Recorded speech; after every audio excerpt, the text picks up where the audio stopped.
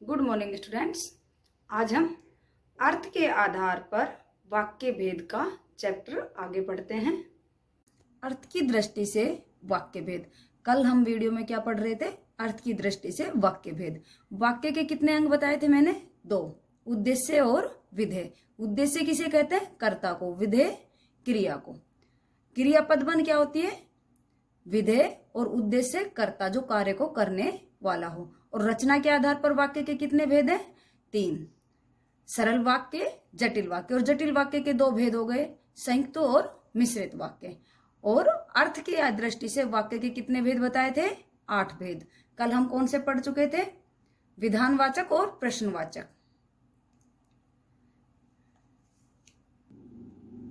आज्ञार्थक वाक्य।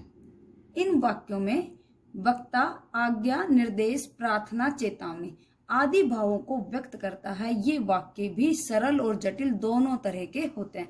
मैंने अभी आपको बताया रचना के आधार पर वाक्य 2 प्रकार के, सरल वाक्य और जटिल वाक्य। और जटिल वाक्य कितने प्रकार के? 2, संयुक्त और मिश्रित वाक्य। तो वाक्यों में वक्ता करते जो कहने वाला, वह आज्ञा, निर्देश, प्रार्थना और चेतावनी आदि भावों को व्यक्त करता है। वह वाक्य कैसे वाक्य होते हैं? आज्ञार्थक वाक्य। जैसे कि मैं आपको अभी कि जिन बच्चों ने पेपर नहीं दिया है, तो उन बच्चों को क्या दे रही हूँ? आज्ञा, निर्देश भी दे रही हूँ कि आप कल अपना पेपर 8 बजे पेपर दो। तो ये क्या है? एक निर्देश। तो ये किस प्रकार के वाक्य में आएगा? आज्ञार्थक वाक्य में। और कोई बच्चा, जैसे आप लाइव क्लास में पढ़ते हो तो मैसेज बॉक्स में कुछ लिखते हो, तो मैं चेतावनी भी देती हूँ आपको, एक मैसेज बॉक्स में कुछ भी मत लिखो। तो ये क्या है? आज्ञार्थक वाक्य। तो ये वाक्य भी सरल और जटिल दोनों तरह के होते हैं। रचना के आधार पर मैंने अभी बताया, वाक्य 2 प्रकार के होते हैं, सरल और जटिल। सरल वाक्य, जटिल वाक्य 2 प्रकार के होते हैं, संयुक्त वाक्य और मिश्रित वाक्य। और वाक्य के 2 अंग बताएं, उद्देश्य और विधेय। सरल वाक्य, तुम यहां से जाओ। और जटिल वाक्य इसका क्या बना? तुम यहां से जाओ और अपने भाई को भेज दो। इसमें क्या लगा दिया? और योजक चिन्ह लग गया, योजक हो गया, किसी शब्द से जोड़ दिया इसके किसी से। और अपना काम करो, बातें मत करो। जैसे आप पढ़ाई करते हो, चैटिंग करते हो, तो क्या कहते हैं? अपना काम करो, अपनी पढ़ाई करो, दूसरों से बातें मत करो। समय से पहुंच जाना। और जटिल वाक्य में समय से पहुंच जाना और खाना खा लेना। मम्मी पापा जैसे आपके साथ कहीं जा रहे हैं और वो वहां पर रुक जाते, तो क्या कहते हैं? आप समय से पहुंच जाना और खाना खा लेना। जल्दी आ जाइएगा और किताबें लेते आइएगा। मतलब आप लोग अपने मम्मी पापा कैसे बोलते हो? जल्दी आ जाइएगा और मेरी ये किताब लेकर आना। इच्छार्थक वाक्य। इच्छा, अभिलाषा। इन वाक्यों में वक्ता के द्वारा या तो अपने लिए या किसी और के लिए इच्छा का भाव व्यक्त किया जाए। ये वाक्य सरल और जटिल दोनों प्रकार के हो सकते हैं। इच्छार्थक वाक्य कौन से होते हैं? जो वक्ता अपने लिए भी इच्छा प्रकट कर सकता है और दूसरे के लिए। जैसे किसी को मान लो कोरोना हो गया, तो हम क्या कहें? भगवान वो ठीक हो जाए, उसको कुछ ना हो। तो ये क्या है? इच्छा प्रकट करना। तो इच्छार्थक वाक्य, हम वक्ता जो बात करने वाला है वह दूसरों के लिए भी इच्छा रख सकता है, अपने लिए भी रख सकता है, स्वयं के लिए भी रख सकता है। ये क्या, कौन से वाक्य कहलाते हैं? इच्छार्थक वाक्य। सरल वाक्य में अब चला जाए, चलकर खाना खाया जाए, आपकी यात्रा शुभ हो। और इसी का जटिल वाक्य कैसे बनेगा? अब चला जाए और सोया जाए, खाना खाया जाए और फिर फिल्म देखी जाए, भगवान करे आपकी यात्रा शुभ हो। जटिल इच्छार्थक वाक्य में पहला उपवाक्य आज्ञार्थक भी हो सकता है। जटिल इच्छार्थक वाक्य है, उसमें पहला जो उपवाक्य है वो आज्ञार्थक भी हो सकता है, कि मतलब कि आज्ञा, आदेश देना, निर्देश देना या प्रार्थना या चेतावनी, ये सब हो सकता है। सुनो अब काम किया जाए, आइए फिल्म देखें, तो ये आज्ञार्थक भी हो सकता है। पहला जो इच्छार्थक वाक्य में पहला उपवाक्य होता है, जो जटिल वाक्यों में, वो कैसा होता है? आज्ञार्थक भी हो सकता है। अब आगे, संभावनार्थक वाक्य। इन वाक्यों में वक्ता द्वारा किसी कार्य के भविष्य में घटित होने के प्रति संभावना का भाव व्यक्त किया जाता है। अब जैसे क्या चल रहा है? कोरोना। तो हम भविष्य की क्या कर रहे हैं? संभावना व्यक्त कर रहे हैं कि शायद स्कूल जल्दी से ओपन हो जाए, खुल जाए। तो भविष्य के प्रति क्या की जाए? संभावना व्यक्त की जाए, संभावना का भाव व्यक्त किया जाता है। वो क्या कहलाता है? संभावनार्थक वाक्य। संभावना के अलावा वक्ता द्वारा इच्छा, कामना अप्रत्यक्ष आदेश के भाव भी प्रकट किए जा सकते हैं। संभावना के अलावा क्या क्या प्रकट किया जा सकता है इसमें? इच्छा भी हो सकती है, कामना भी हो सकती है, अप्रत्यक्ष आदेश के भाव भी प्रकट किए जा सकते हैं। ये वाक्य भी सरल तथा जटिल दोनों प्रकार के हो सकते हैं। ये वाक्य कैसे हो सकते हैं? सरल और जटिल दोनों प्रकार के हो सकते हैं। इच्छार्थक वाक्य में भी इच्छा, कामना, आदेश ये आते हैं और इसमें भी संभावना के अलावा इच्छा, कामना, अप्रत्यक्ष आदेश के भाव भी प्रकट किए जा सकते हैं। सरल वाक्य, शायद आज बारिश आ जाए। शायद क्या की जा रही है? संभावना व्यक्त की जा रही है। संभवतः ट्रेन मिल जाए, हो सकता है टिकट मिल जाए, क्योंकि लेट हो रहे हैं तो हो सकता है ट्रेन भी मिल जाए, हो सकता है हमें टिकट भी मिल जाए। जटिल वाक्य, शायद बारिश आए और हम लोग बारिश में नहाए। संभावना व्यक्त करें, शायद बारिश आए और हम लोग भी बारिश में नहाए। संभवतः ट्रेन मिल जाए और हम कल तक पहुंच जाए। संभावना है कि हमें ट्रेन मिल जाए और कल तक हम पहुंच जाए। हो सकता है टिकट मिल जाए और फिल्म देख पाए। हो सकता है हमें टिकट मिल जाए और फिल्म देख पाए। संभावना के स्थान पर इन्हीं वाक्यों में कभी कभी वक्ता के मन में संदेह की भावना भी हो सकती है। संभावना के स्थान पर इन्हीं वाक्यों में कभी कभी वक्ता के मन में किसकी भावना हो सकती है? संदेह की भावना भी हो सकती है। तब ये वाक्य संदेहार्थक वाक्यों की कोटि में आ जाते हैं। मतलब कि कभी कभी क्या हो जाता है? संदेह आ जाता है मन में, तब ये वाक्य क्या आते हैं? संदेहार्थक वाक्यों की कोटि में, लाइन में आ जाते हैं। संभावनार्थक वाक्य और संदेहार्थक वाक्य। संदेह आ जाए किसी के काम में, ये पता नहीं ये कार्य होगा या नहीं होगा, पता नहीं मेरा रिजल्ट कैसा आएगा, तो वहां क्या है? आपको संदेह है मेरा कार्य पूरा होगा या नहीं, मेरा रिजल्ट अच्छा आएगा या नहीं, तो ये क्या हो गया? संदेहार्थक वाक्य। नेक्स्ट, विस्मयादि बोधक वाक्य। विस्मयादि आश्चर्य, आपको विराम चिन्ह में भी पढ़ाया गया है विस्मयादि बोधक चिन्ह, तो उसी प्रकार विस्मयादि बोधक वाक्य है और उसके पीछे क्या लगाता है? चिन्ह लगाता है विस्मयादि बोधक का, तो आराम से पहचान भी की जा सकती है। एक ये विस्मयादि बोधक चिन्ह है और इससे पहचान में आ जाता है वाक्य ये कौन सा वाक्य है? विस्मयादि बोधक वाक्य। इन वाक्य में वक्ता अक्सर आश्चर्य, विस्मय, घृणा, हर्ष, प्रेम, शोक, भय आदि के भाव व्यक्त करता है। ये वाक्य हैं, इनमें व्यक्ति अक्सर क्या करता है? आश्चर्य, विस्मय, घृणा, हर्ष, प्रेम, शोक, भय आदि का भाव व्यक्त करता है। अतः ये विस्मयादि बोधक वाक्य कहलाते हैं। कौन से वाक्य कहलाते हैं? विस्मयादि बोधक। और यही विराम चिन्ह में प्रयोग, विस्मयादि बोधक विराम चिन्ह है उसमें भी इन्हीं का प्रयोग होता है। जहां आश्चर्य आ जाए, विस्मय, घृणा, हर्ष, प्रेम, शोक, भय आ जाता है, वहां किसका प्रयोग किया जाता है? विस्मयादि बोधक विराम चिन्ह का प्रयोग किया जाता है।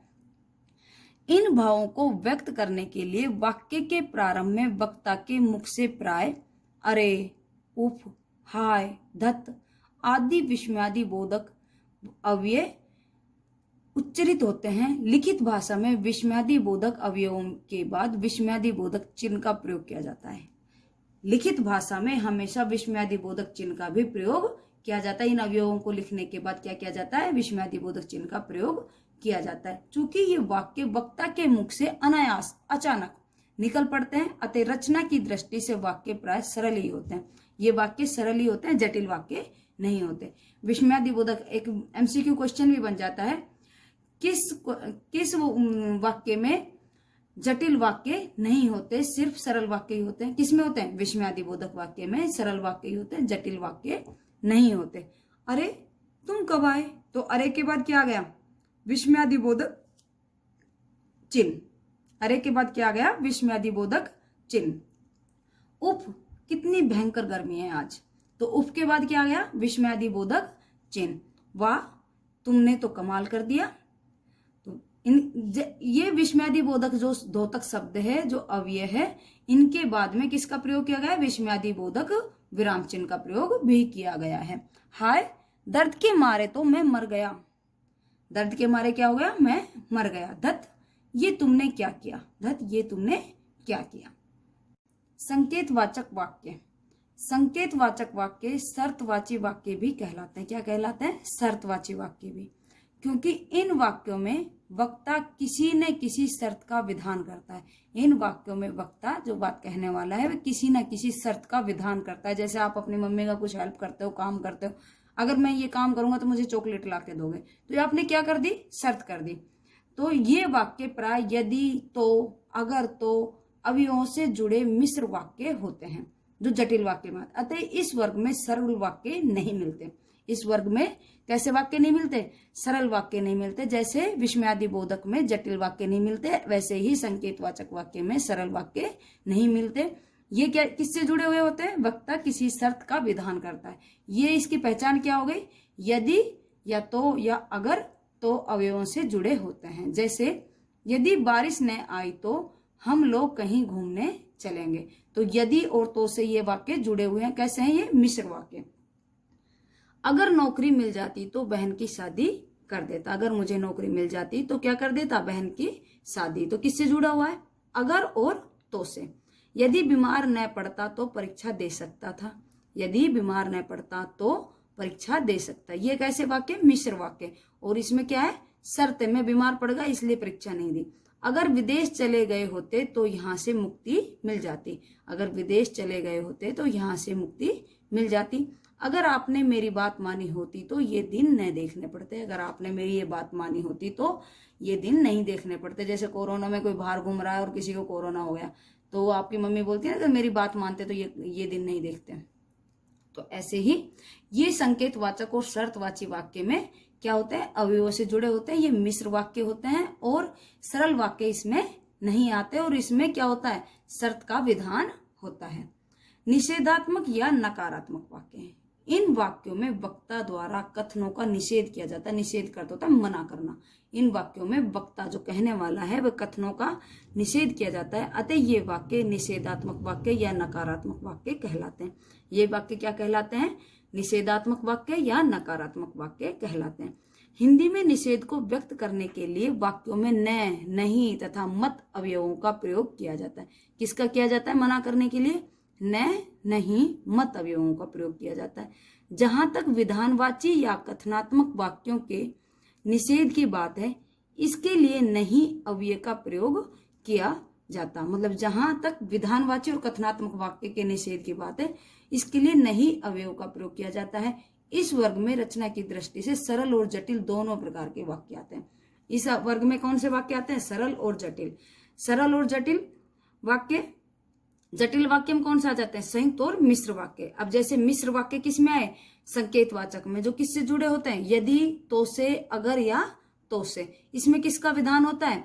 शर्त का विधान होता है। और इसमें कौन से वाक्य उपयोग में नहीं आते? सरल वाक्य नहीं आते। सिर्फ जटिल वाक्यों के जो दो प्रकार के होते हैं जटिल वाक्य में, मिश्र वाक्य, वही आते हैं। संयुक्त वाक्य भी नहीं आते इसमें। संयुक्त वाक्य किस में आए थे? जो इससे पहले अपन पढ़ रहे थे, विस्मयादि बोधक में भी सरल वाक्य आते हैं, जटिल वाक्य नहीं आते। विस्मयादि बोधक में कौन से वाक्य आते हैं? सरल वाक्य आते हैं, जटिल वाक्य नहीं आते। जैसे निषेधात्मक, नकारात्मक है, इसमें संयुक्त वाक्य आते हैं जो और से जुड़े हुए हैं। तो ये क्या है? संयुक्त वाक्य। और जिसमें यदि, तो, शर्त जुड़ी हो किसी अवयव जो कि जिसका कोई परिवर्तन ना हो, तो वह क्या होता है? उसमें संकेतवाचक हो जाता है। जिसमें और से जोड़ा जाता है या से जोड़ा जाता है, तो वहां क्या आ जाता है? जटिल वाक्य, संयुक्त वाक्य। निषेधात्मक वाक्य में मना करने का तरीका हिंदी में क्या है? न, नहीं, मत। और विधानवाची और कथनात्मक वाक्यों में नहीं अवयव का प्रयोग किया जाता है। जैसे बच्चे आज स्कूल नहीं जाएंगे, उन्होंने नाश्ता नहीं किया। ये क्या है? सरल वाक्य। ये सरल वाक्य किस में भी आ गए? विधानवाचक में भी। तो उसमें किससे जोड़ा जाता है? नहीं से। जटिल वाक्य, बच्चे आज स्कूल नहीं जाएंगे और काम भी नहीं करेंगे, उन्होंने नाश्ता भी नहीं किया और खाना भी नहीं खाया। ये जटिल वाक्य के दो भेद बताए थे, संयुक्त और मिश्र। तो ये कौन से वाक्य हो गए? संयुक्त वाक्य। ठीक है।